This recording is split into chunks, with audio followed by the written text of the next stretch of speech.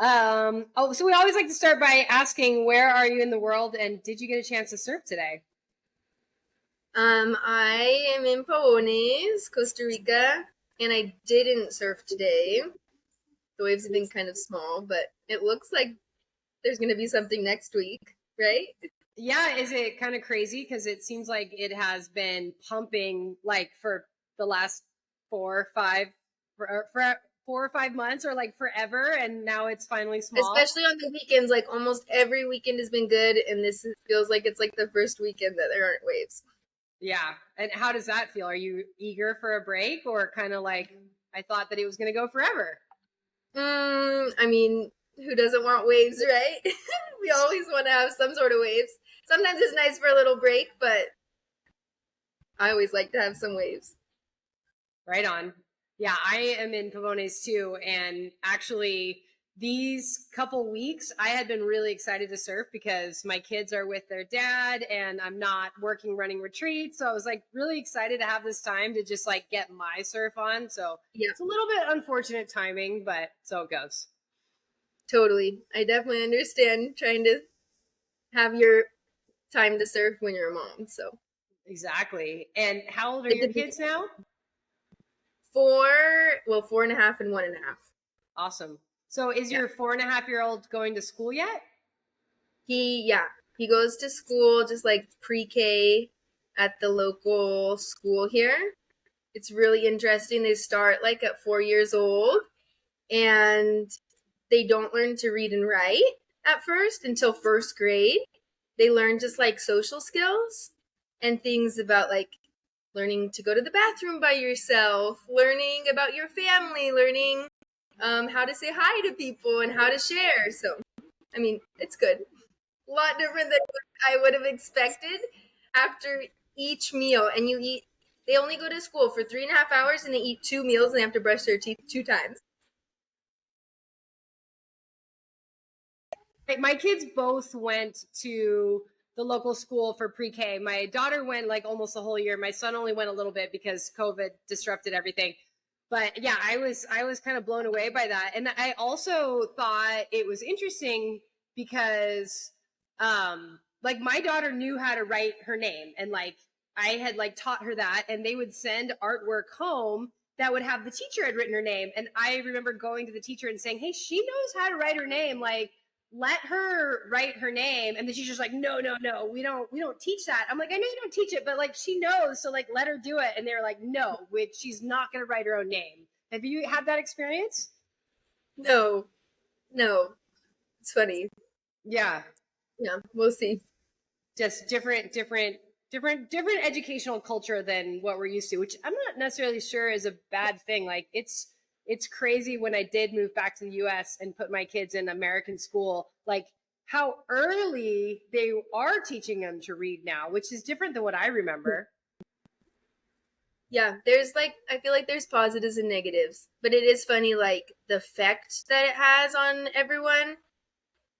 Like, if you go to some sort of convention or something, some like all day thing, after any meal, you'll see everyone in the bathroom with their toothbrush because that's what they learned in pre-K, which is hilarious. That's But interesting.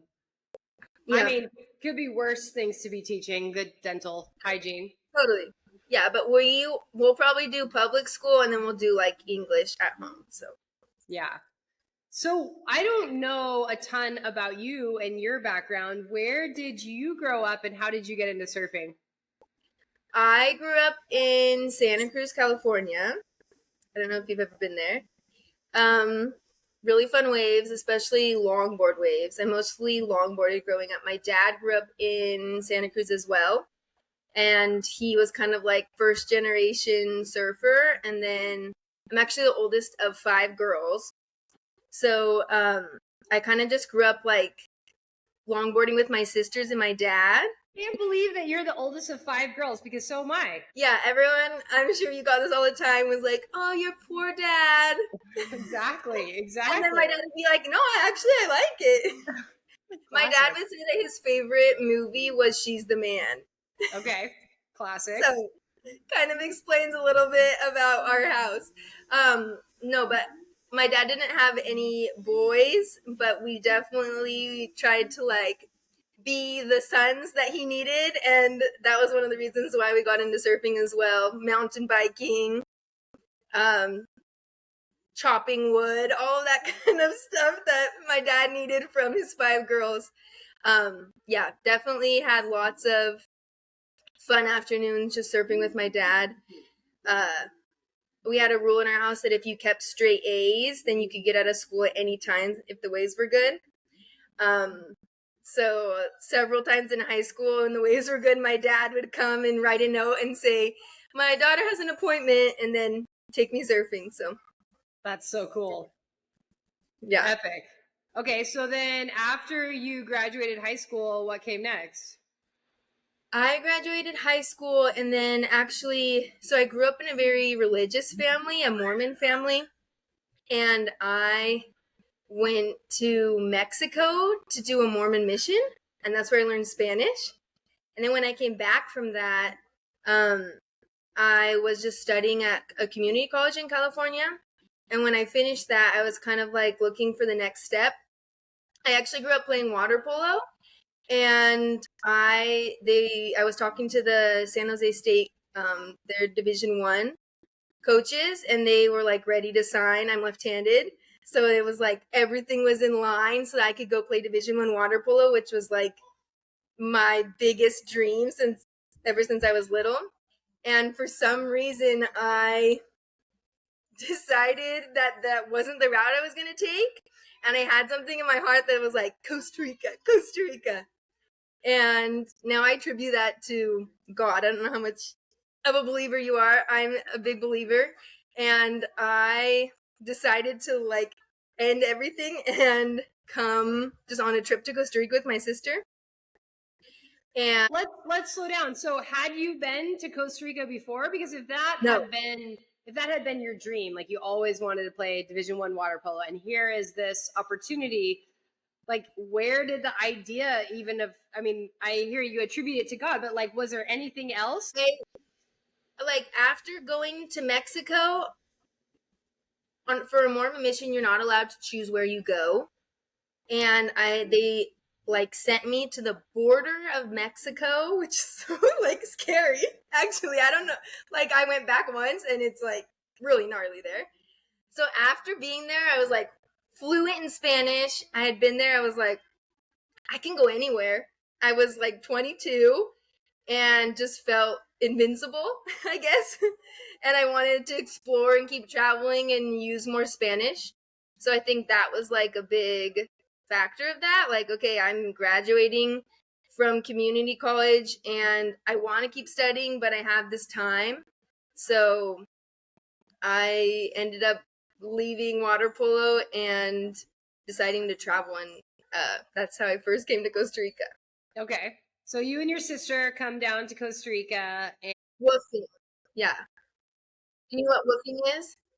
It's working on organic farms volunteering. Yeah. Like literally we paid like a super small fee to have access and contact with any farms like in Central America, I think, or Costa Rica, Belize, and some other countries. And I found this random like hostel like right on the border of the Corcovado Park in Drake Bay. Literally the instructions were go to Drake Bay, ask for Chancha, and he'll take you in a boat to the hostel. So my sister and I like flew in on the little Sansa plane, which used to be like $70. Now it's like 140. And there was just like this strip of cement in the middle of the jungle, and we just landed there. And my sister looked at me. She's like, "Where did you bring me?" And we stayed in a little hostel that night. And then in the morning, we went to the beach and found Chancha and got on a boat and went to where we were going to be working. Mostly it was just like helping at the hostel. It wasn't actually like really farming, but it was really cool because we would work like 4 or 5 hours in the morning. And then in the afternoon, just kayak and snorkel and hike to different waterfalls. There's a little break called Rio Claro, where sometimes there was waves. So we surfed that a few times, but that's how I first came to Costa Rica. And when you were imagining going to Costa Rica, was part of it to surf? Because, like you mentioned, that there's a little spot, but I don't really think of Drake Bay as a surf destination. I did want to surf, but I didn't really have the budget to like go there. So I was like, okay, we'll go to Drake Bay and see if there's waves. And then like after we work, then maybe we'll find a place to surf. Um, so that was our plan. There was actually, to finish that first trip, there was actually a lady from Matapalo, which is on the other side of Pavones, and she came because there's supposed to be a swell that was gonna like hit Drake Bay perfectly, and she came, and there ended up not being that great of a swell. And at the same time, I had met two guys from Pavones that were working at another hostel close. It's Norman and Rainier's sons. Yeah.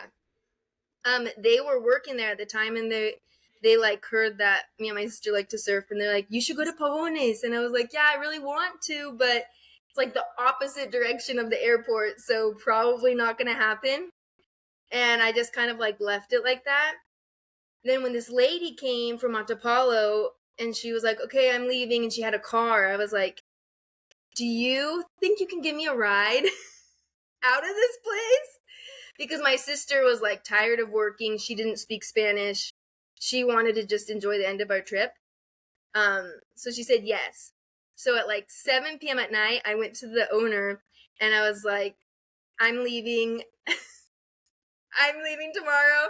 See ya. And we kind of like wrapped things up with him. And then this lady gave us a ride to Puerto Jimenez, which is on the like near Matapalo, and then we took a ferry to the other side of the Gulf. Then we were actually waiting for the bus to go to Pavones, and there was a taxi that had come from Pavones to Golfito to just drop people off, and he wanted to make something going back to Pavones, and he charged me $5. Wow. Which usually, to put things in perspective for anyone who's going to hear this, a taxi now can be $80 to $100. So $5 was like a gift. Score. Yeah. Uh-huh. I called those two guys that happened to be from Pavones. They happened to be like on break for 3 days in Pavones. And so I called them and I was like, find me a hostel in Port Durant. I'm going to Pavones. And they totally did. They totally helped me find a hostel to stay in, like right in the middle of Pavones. And did you get some waves?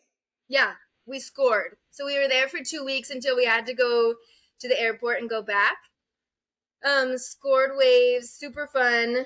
It was a left. In Santa Cruz, everything is a right. So I was like, how do I go left? But it was super fun. I think my sister and I like would spend like 6 hours in the morning and then in the afternoon surf again because we were just there to surf and have fun. So yeah. Amazing. But then you had to go back to California because you're not actually making the call to live there yet. Yeah, but while I was there at that hostel, I did meet Josue, who's now my husband. I met him. He had some friends who were staying at the same hostel, and so he came a few nights just to see them. And there was like a big gathering area, and he was actually Rasta at the time. And I don't know if you knew him at that time when he was, he always had a speaker and like, different rhythms, and he would just start like making up songs and like singing to any beat. So he did that a few times, and so that's kind of how we got to know each other, is just those nights where I'd like listen to him sing. Epic. Yeah. So being super religious, I would imagine, was he religious? Because I feel like the culture here of like young girl, a pair of sisters, like cruising in Costa Rica on a surf trip, like hanging out with the local guys. I think most people have like an idea of like how that story progresses. Yeah. So I won't talk about that much of the story, but I I at the time wasn't practicing that much, and so we did get to know each other. We became super good friends. My sister wasn't super happy about it, but I was really happy, and just ended the trip just hanging out. We actually ended up like running out of cash because in Pavones there's not an ATM. We ran out of cash and we slept. We had to hammock. My sister and I had to hammock at Chihuahua the last 2 nights of our trip, which was always funny because now I take my kids to Chihuahua almost every single day. So I always laugh at that.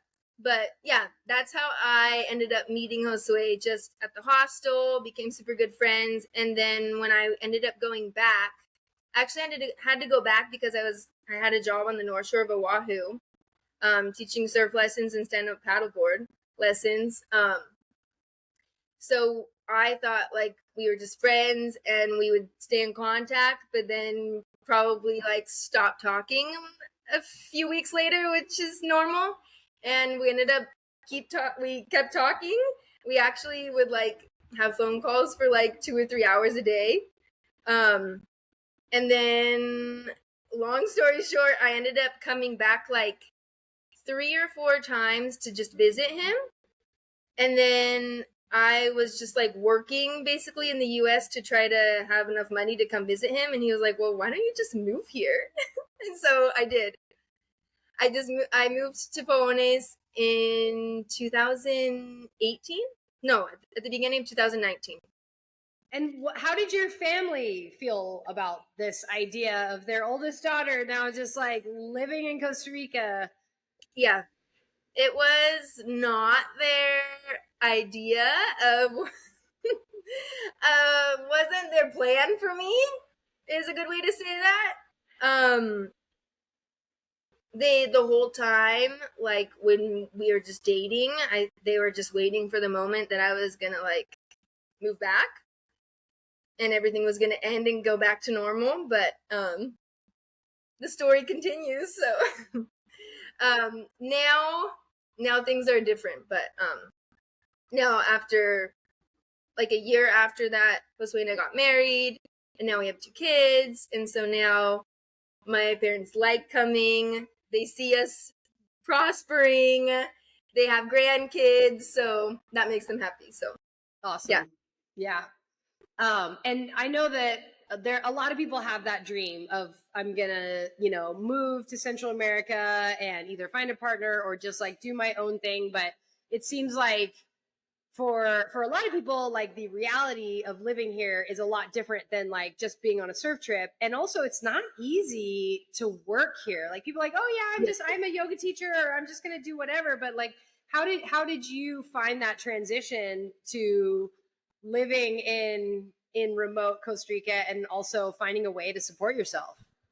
Yeah, that's a good question. So when Josue first asked me to like if I wanted to just move here, I was like, yeah, but how are we gonna make that work? And he was like, we're just gonna start a coconut oil business. I think you bought coconut oil from us a few times. We actually did really good.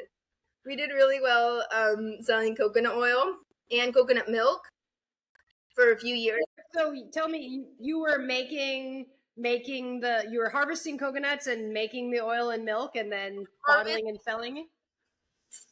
Grading them. We would spend hours grading them. We made a whole technique with cheesecloth of how to like the best way to like squeeze out all of the milk from the coconut shavings. And then so the usual process for making coconut oil is you make the milk and then you actually ferment it and you put ice cubes in it. But we created a new technique that Josue had heard about where you actually boil it the same day. So then it doesn't have that like fermented smell. It like smells like a sweeter smell. So that was the whole process. It would start from like 20 coconuts, opening them, breaking them in half. We would keep the water. Instead of using like other water, we would use the actual coconut water to make the milk, squeezing out all of the milk from the shavings, and then like an hour stirring a pot on like a big fire to make a couple liters of coconut oil. And then we also started making a pineapple coconut oil, which was a hit. So then we realized it was kind of like a lot of work. Absolutely, especially after if the waves are good, because yeah, I mean, it's like really time consuming, and as much as you can sell coconut oil for, I'm sure that that's still a labor intensive process for not a ton of money. Yeah. So then we mostly started just selling milk after that, but you can make a whole liter of milk with just 3 coconuts. A lot of people use it for different recipes. You can freeze it. So that was a lot like easier process. And then on top of that, we stopped making coconut oil because actually I feel super lucky. When I moved down here, my dad offered me a job doing Amazon consulting. So I started that like when I first moved here, and now that's what I do full time. Wait, what is Amazon consulting? Yeah, so I've been working for like 8 years in it. I've had different clients who want to sell on Amazon, and they need help managing their pages, their images, their content, back-end keywords. And so now after 8 years of selling, I've sold everything from dog food, home security, kids games, everything, beauty products, male makeup as well. So that's been super nice to have a remote job. And then my husband now has been working a ton teaching surf lessons, which sometimes I have to do as well. Now, since we've been together for so long, he speaks a lot more English. So yeah, during the high season when there's more waves, almost every week he's teaching surf lessons. So awesome. Cool. Yeah. Well, yeah, it really does seem like that is the key. Like the people who are able to make that transition work are the ones that are able to work remote, because yeah, while making coconut oil sounds like this romantic solution, it is a lot of work. A lot of work. And I feel like to survive in Pavones, you kind of have to do a little bit of everything. Like I taught a little bit of English, we managed some houses, we do surf lessons, kind of just whatever you can during the high and low season. For sure. And had it always been your dream to get married and have kids? Yeah. Actually, yeah. I don't know about you, but I mean, ever since I was little and being the oldest, I feel like when I was 11, I started babysitting and taking care of so many kids, not just my sisters, but everyone else's kids, because they're like, oh, you know how to take care of kids. I grew up lifeguarding as well, so I had like first aid CPR certification, so I was even more qualified. So I always loved taking care of kids, and I always dreamed of being a mom and having kids. Awesome. And you said that you went back to your faith, and like how does that mean, going back to being a Mormon or a Christian? Like how is it to integrate into the culture here? So long story short, very long story. I ended up moving here, and then a year later, Josue asked me if I wanted to get married. And I was like, yeah, let's get married. And he was like, okay, but I have a few conditions. And I was like, okay. He's like, well, I'm not practicing any faith right now, but I did grow up as a Christian. His parents are believers. And he was like, I've always dreamed of having a family, but having a family centered in God. So before I get married, I want to make sure that either both of us are going to be Mormon or both of us are going to be Christian. And I want to ask God if he will let us get married before we get married. So we actually went through like a whole process. We would go to the Mormon church, we'd go to the local Christian church here, And 3 months later, I ended up having an experience at the local church here that made me totally change my faith, which I wasn't expecting. And after that experience, I told him that I didn't want to be Mormon anymore, and that I wanted to be Christian, and that I wanted to get married. So that's how that all ended up. Now we actually are very active at the local church here, which is really cool because I feel like, so Josue is the 8th of 9 kids. So moving here and becoming part of his family like makes me feel like I have a family here. And then being a part of the church community makes me even more feel like I'm part of this. And then being part of the surf community and now being part of the school community, I just like really feel like I belong.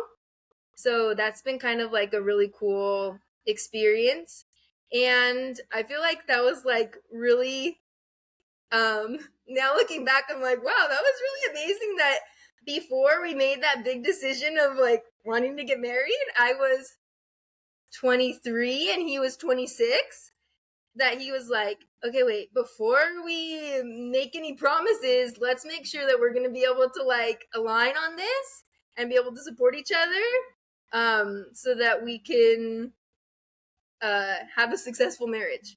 So That's so amazing. Like, I love hearing that. And I feel like I have this bias around like the local surfer boys as being kind of like party boys and whatever. So that is like, I'm so impressed to hear that. Like, that seems like such a mature, like responsible way to approach it. right? Like, I wanna have a faith, and I want to make sure that my partner shares the same faith, and I'm open to whichever flavor of the faith that you want to do, but let's figure it out together. That's really cool. Yeah. Actually, it's really interesting now, that we made that decision, and now that we have a family and we got married. Like you said, like usually the culture in a small surf town isn't like that, but it's really interesting to see now how much people respect my husband, and they tell him all the time, they're like, dude, I want that someday. And he was like, well, do it. Like, you can do it. It's your choice. And even though they like are still choosing to live a different lifestyle, most of the kids in this town come from families that know about God and have these high morals, and actually like deep down in their heart have a desire to have a family someday. So I think that's good. And I think it's really important that we can see that culture as well, like in the surf culture. I saw kind of a change like that growing up in Santa Cruz when I was little. I really wanted to live near the beach, and my parents wanted to live near the beach, so because we were always there.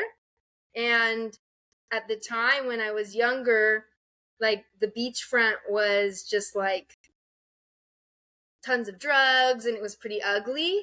And now my parents do live near the beach because 20 years later, all of the guys in Santa Cruz decided to have families, and now they all live there. And so now, instead of it being like drugs right on the beachfront, now there's tons of families. And so I hope the same thing for Pavones, that something like that can happen, that these guys can figure it out and have families, and that the surf culture can be based on families, because I think that's really cool.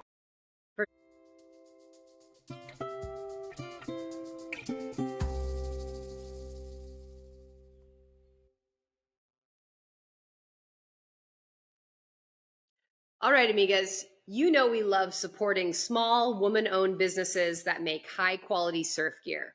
Well, we've got another recommendation for you. Mamala Wetsuits is the only woman-founded and designed wetsuit brand in the entire industry.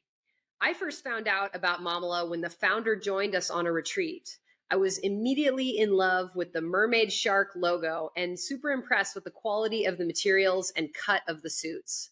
Our team has been testing them at our cold water retreats like Morocco and Peru, and absolutely love how buttery soft they are, and that the shape of the suits are so obviously made for women's bodies. If you need a new suit, head over to mamalasurf.com and enter code SWA20 at checkout for 20% off. Again, that's MAMALA surf.com. And the code is SWA20 at checkout. You're going to be stoked on a super high quality, brand new suit, and you can't beat the 20% discount.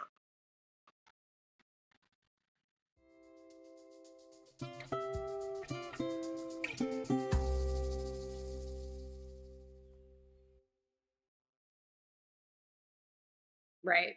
Well, speaking of things that happen in Costa Rica that don't happen in Santa Cruz, one of the things I really want to hear is your snake story, because it to me is like horrifying. Like, can you talk a little bit about, I know for me, like, I have like a jungle house. It's like all wooden. It's surrounded by jungle. And like, while we don't live in Pavones full time anymore, when my kids were little, we did. And one of my biggest fears was snakes. And that is like a very real thing. If you're listening to this and you haven't spent time in Costa Rica or in Pavones, like, there is a super dangerous snake that's actually really common called a terciopelo. But you've had more experience with it than I have. Can you talk about like that situation? Yeah. Actually, before this all happened, I mean, like, I know that there are snakes here, but it wasn't like always on the top of my mind, like, oh, snakes, be careful of snakes. Just to give like a little bit of background, there's kind of like two main, like, really poisonous snakes here in this area. There's the terciopelo, which is a pit viper. And then there's a coral snake, which is way more poisonous, and I'm very happy that my son didn't get bit by that one. That one affects your respiratory system and has a lot more consequences. But are those ones that common? Because they're not as common, but I know a lot of people have seen them. Because I feel like I never, like, I hear people talk about terciopelos all the time. Like, we've seen them. I've had some at my house, like underneath the house, like in the wood pile, like on my driveway. But I've never actually had any interaction with a coral snake. Yeah. My brothers-in-law take care of a lot of properties, and whenever they're like weed whacking and stuff, they said that they've seen them. Okay. So good to know. Good to know. But like you said, they're not as common. Definitely, after like my whole experience that I'm going to share, I've done a lot more research on snakes, and they said that like 70 to 80% of snake incidents each year happen with these pit vipers. And 70% of those accidents happen in a home situation. So that's kind of don't be scared. But that is the reality of these kind of incidents, that almost the majority of people who do get bit by these types of snakes, it's not in the middle of the jungle. It can be like near your house, because during the season where it's like starting to rain, these snakes are looking for dry places. And so what they do is they look for, they usually go to near people's houses to find dry places and like warmer places. So I don't know if you have any questions before I get into the story.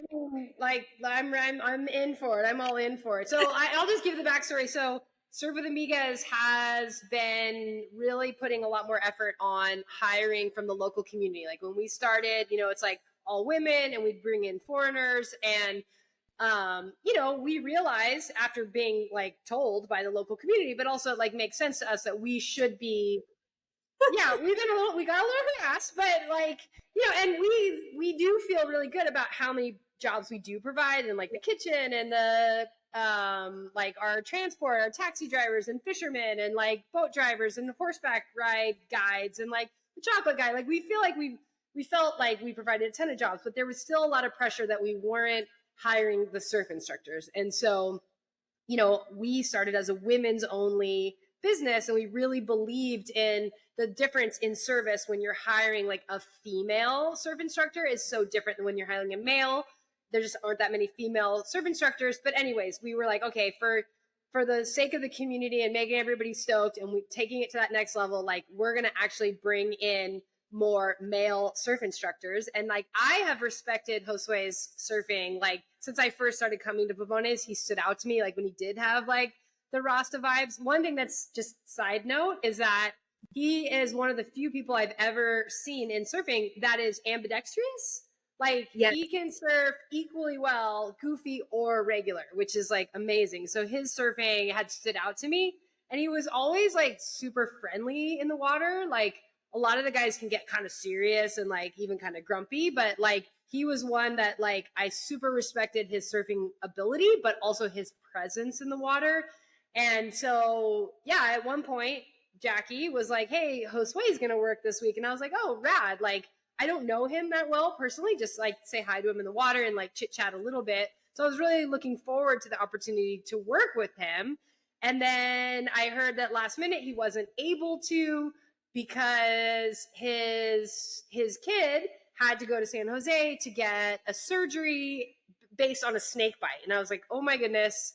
Like I want to hear that story because as I said, like have like the my biggest fear had been one of my kids getting bit by one of these snakes. So I sent a message to Meredith, and you sent me this like super long and really interesting. I was like on the edge of my seat. I like forwarded it to some of my friends. I was like, "You got to listen to this story. Like, we got to get you on the podcast." So yes, please tell us the story of the snake bite.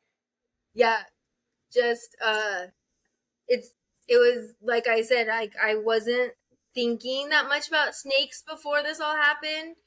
Like I've mentioned, my husband grew up here and he's never had anyone in his family get bit by a snake, any friends. He's never been bit by a snake. And then it happened to our son. So last September, our son was 3 at the time. He was just playing outside in the neighbor's yard. It was like around 5 o'clock.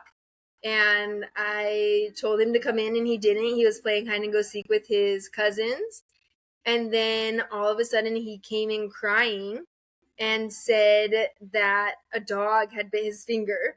And he had a bite between his middle and pointer finger, but it wasn't bleeding. And I was like, a dog? Like, if a dog bites you, one is going to be bleeding, and two, why would it bite you between your fingers? So both my husband and I were like, please, like, tell us the truth. What happened? And he looked at us and he said, a snake. And then when that happened, we saw that his finger was starting to turn purple. So we're like, okay, this is serious. We need to act now. And did you immediately like realize like the potential, or you kind of like, okay, well, maybe it's okay, like we'll see, or did you right away go, oh my god, like this is a problem? Right away, I was like, this is a problem. My sister-in-law was at my house, and my baby was like 10 months old. I was like, take my baby, get in my car. You're driving. I pointed to my husband, you're driving, and I grabbed my son. And in Mexico where I was, there was this super deadly snake, and everyone, all the locals would always say, if you ever get bit by a spider, if you ever get bit by this spider, then chug a gallon of milk and then go to the hospital. And I was like, I had no idea how to react, no idea what to do. So I literally grabbed the milk in my fridge and I was like making my son drink milk because I didn't know what else to do. And at the time, I had no idea what the side effects of this snake were, what the snake bite was. I didn't know, like, if he was going to stop breathing, if he had 20 minutes to live. I had no idea. So all of that was going through my mind as we were on our drive to the Golfito Hospital, which is usually like an hour and a half away. We made it there within an hour.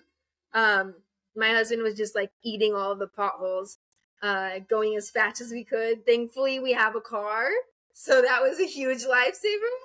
Right, because a lot of people don't. A lot of people don't. We called 911, and they said that there was no ambulance available. So in Pavones, if there's no ambulance available, calling different people who can take me in a car to the hospital.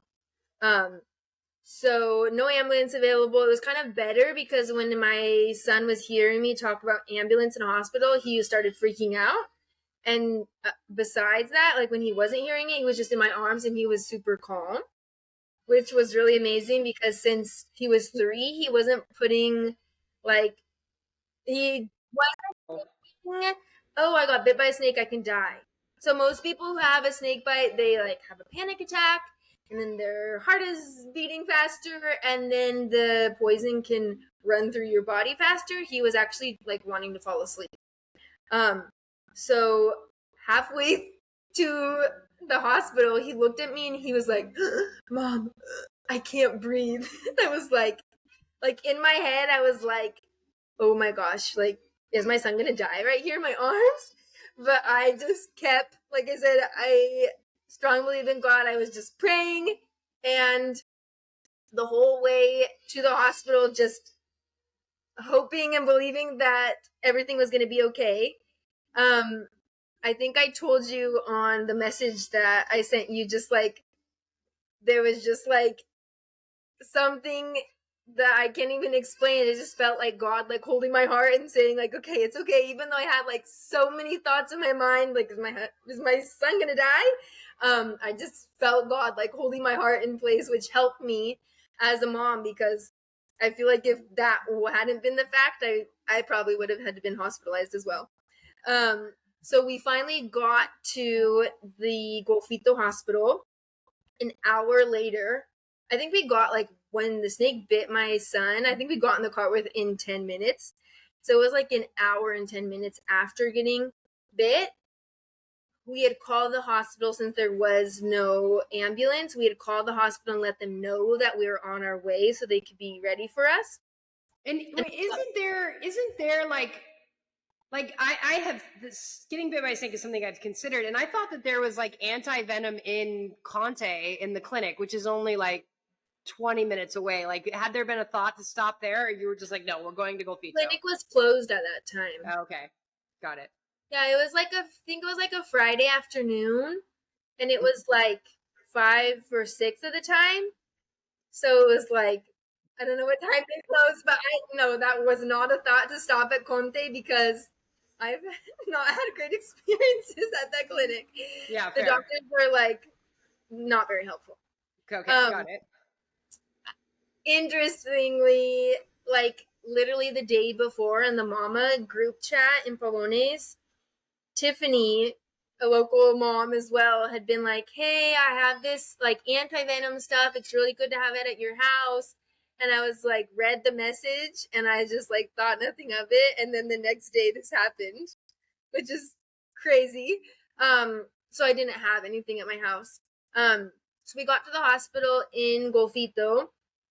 And since my son was 3, super little, and by the time we got there, his arm was like swollen all the way up to like his forearm, like purple,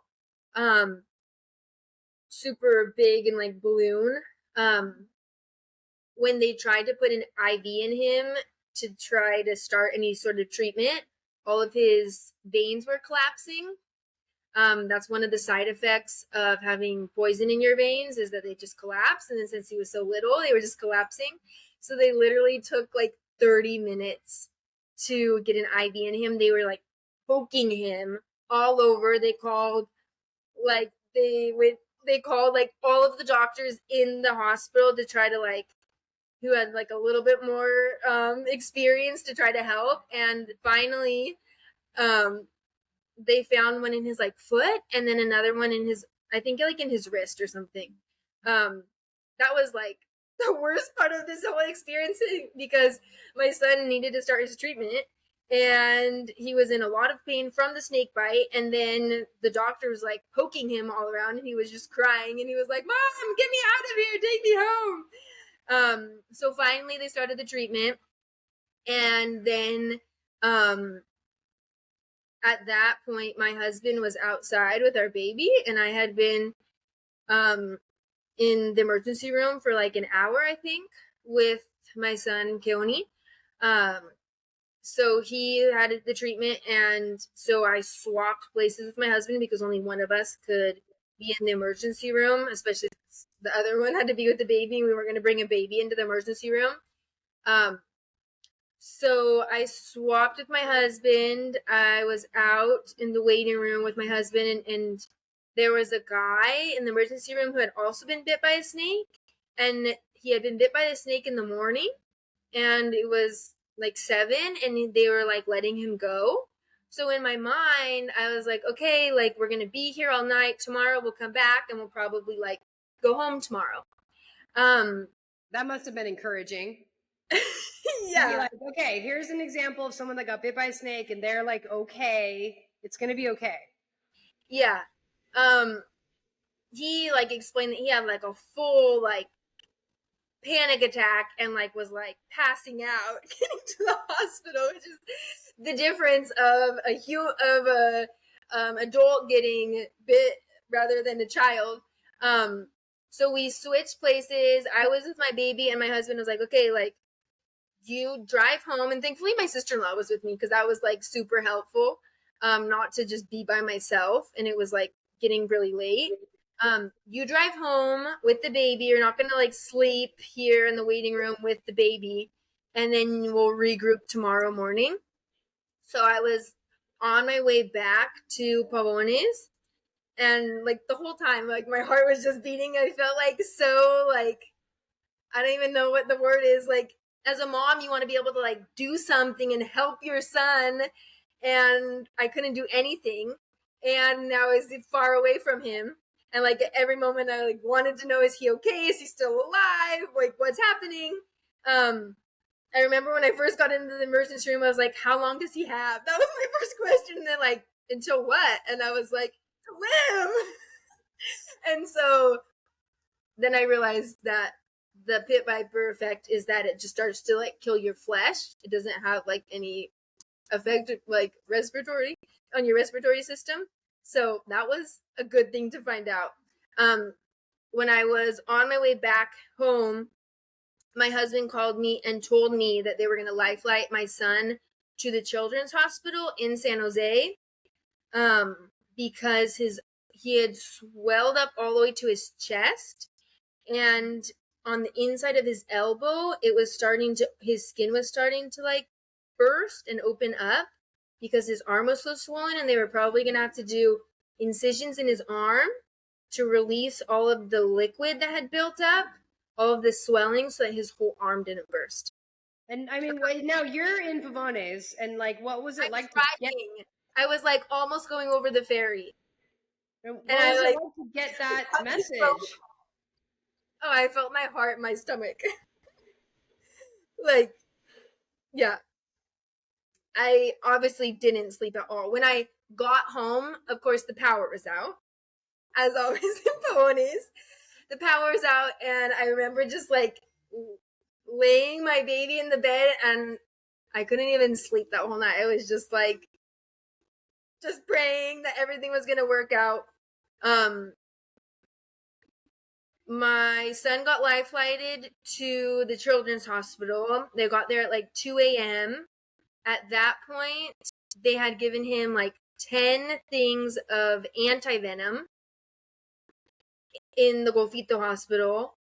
They have to keep giving them anti-venom to stop any coagulation in the blood, and he still had like a lot of blood clots from the poison. So they ended up giving him 5 more, so in total 15 in a little 3-year-old body, and morphine for the first few days of being in the hospital. Like I said, I had no idea how long this process was going to be. Every day I thought like, okay, like, is he going to come home?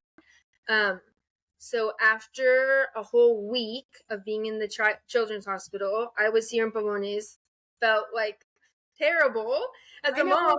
Did you consider just like going, like, or what was the thing that kept you in Pavones versus like getting in the car and driving to San Jose?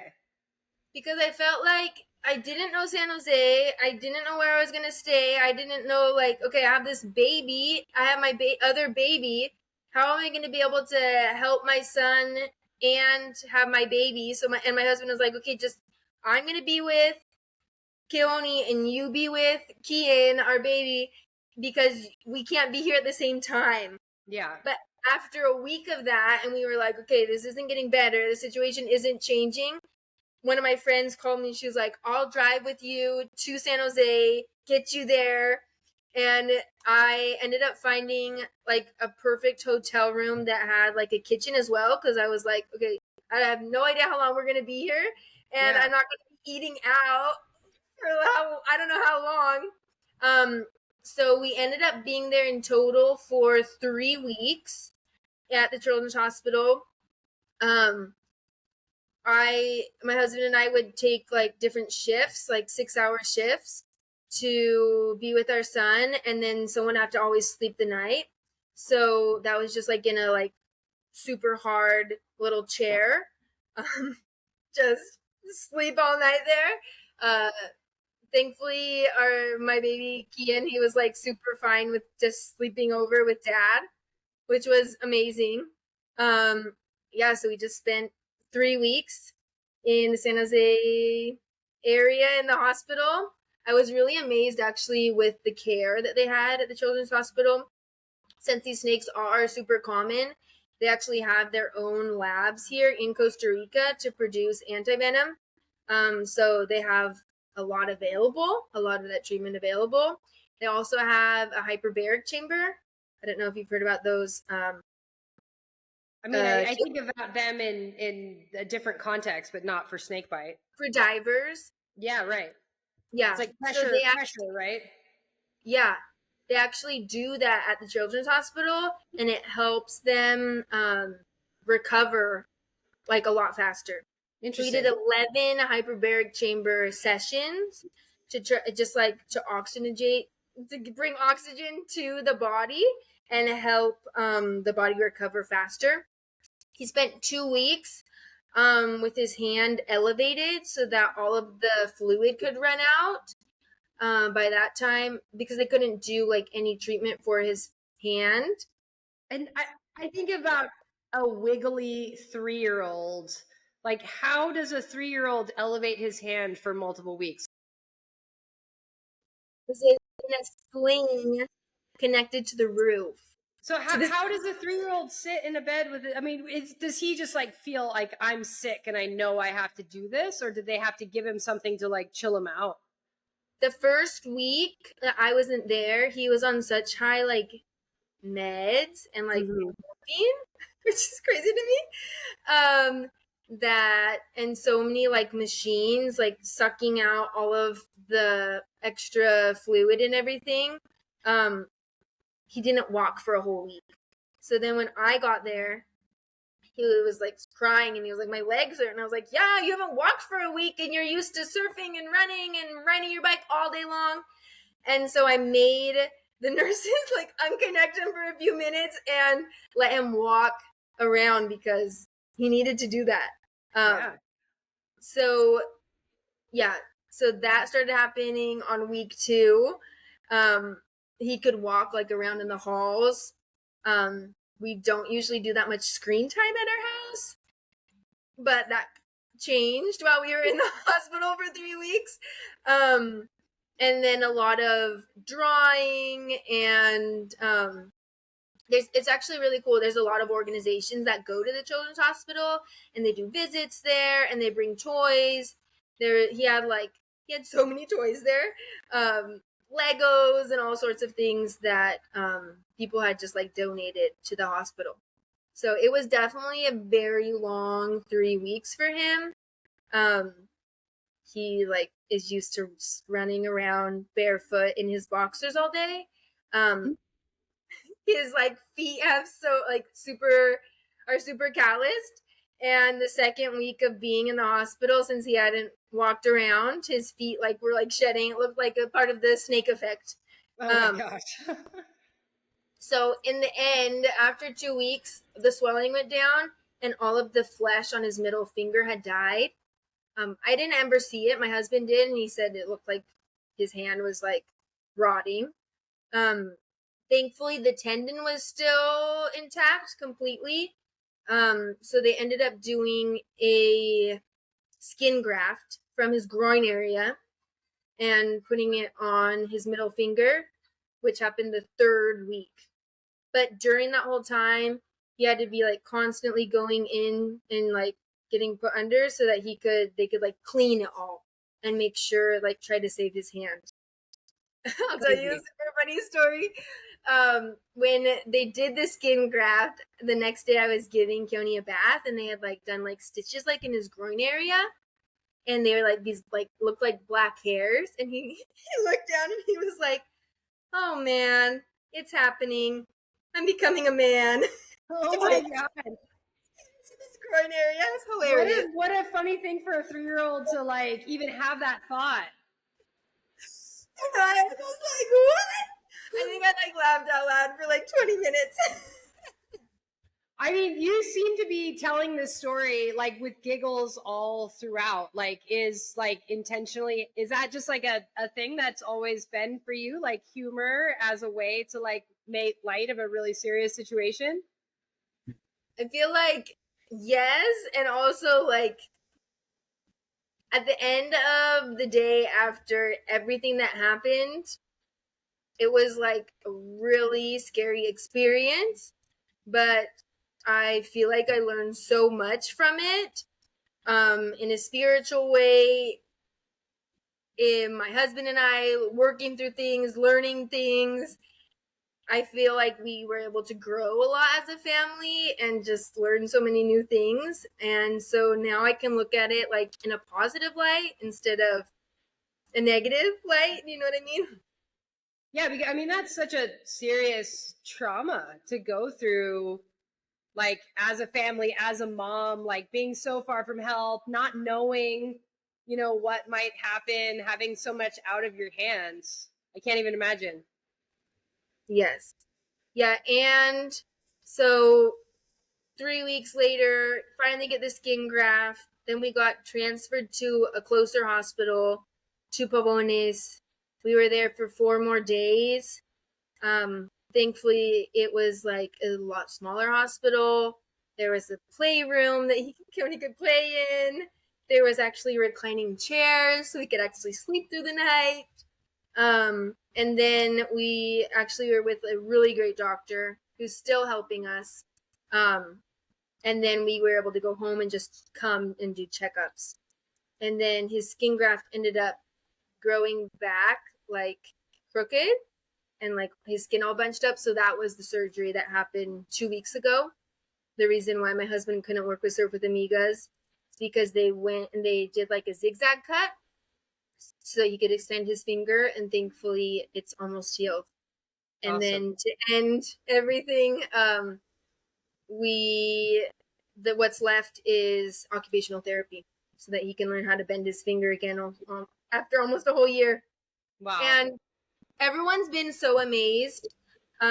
Most people who get bit by a snake, they have like atrophy in their whole arm. And what he has is just 2 scars on this side of his hand from a machine that he had for 2 weeks, just like suctioning out all of the liquid. And then the scar right here on his middle finger. It probably helps so much that he's so young, you know, like the body when they're so little, it just heals so quickly. Yeah. And now you'll be amazed to know my son is fascinated with snakes. He loves everything to do with snakes. The other day we saw a big black snake near our house, and he had to follow it for like 20 minutes because he wanted to keep it as a pet. So even after like all of that trauma, he is fascinated with snakes and loves everything to do with snakes. That's so interesting. I was going to ask you if he had then like a fear of like that setting or like playing near trees. What do you attribute that to? One of my close friends, actually it was my aunt. When we were like in the middle of all of this, she told me that after all of like getting out of the hospital, that it was really important that we talk with him about why snakes exist. So we did that, and we talked about that if there weren't snakes, then there'd be too many rats, and there'd be too many frogs, and all of that kind of stuff. And just like we're always talking to him about snakes, and he like in the hospital was always drawing snakes or playing with Play-Doh and making snakes, and thankfully he never got like that trauma of where like he doesn't hate snakes, he just loves That's everything great. to do with snakes. He actually, the other day, my brother-in-law killed a snake, and he was crying because how dare you kill a snake. So Wow. yeah. Right on. Well, I'm so glad that it turned out the way it did. And as much as like I never want to even have to think about going through that, I guess it is good to know that like if the worst were to happen and somebody were to get bit by a snake, like knowing that like you can, it might be a long journey, but it can be okay in the end. Yes, it will be okay. And Yeah. know that like you do have time to make it to the Right. hospital, which is good. Yeah. Well, what about you? I hear that Keone is like all obsessed with snakes, but like, what about you? Thinking about your younger one, like playing at now going to be close to getting to a similar age as when it happened. Like, do you have kind of like called PTSD or something around that? Um, not so much. I mean, now I definitely want to be a lot more careful when it's like dusk or when there's like high grass. I'm like, don't go there, don't go near the grass. Just to avoid like any areas where snakes can be. But I think that now I know like the side effects. I feel a little bit better. Like I had no idea. Just like I said, like the deadly spider that I knew in Mexico, you had like 20 minutes to live. I had no idea if my son had 20 minutes to live. So I feel like after the fact, I feel like I have a lot more knowledge, that I understand the situation more, and I'm very happy to share with other people about everything we went through so that other people can be prepared, and also like more than anything mentally prepared of how to take action in case someone gets bit by a snake. Yeah, awesome. Well, thank you so much for sharing both your personal story and your family story. It's like really inspiring, and I'm stoked to get to know you and hear more about Josue, and just like my respect for the two of you has just like gone up a notch. I was always like, yeah, these guys are cool, but definitely like taking it up a notch. So thank you so much for sharing your story. Yeah, thank you for taking the time to be here with me and ask me these questions.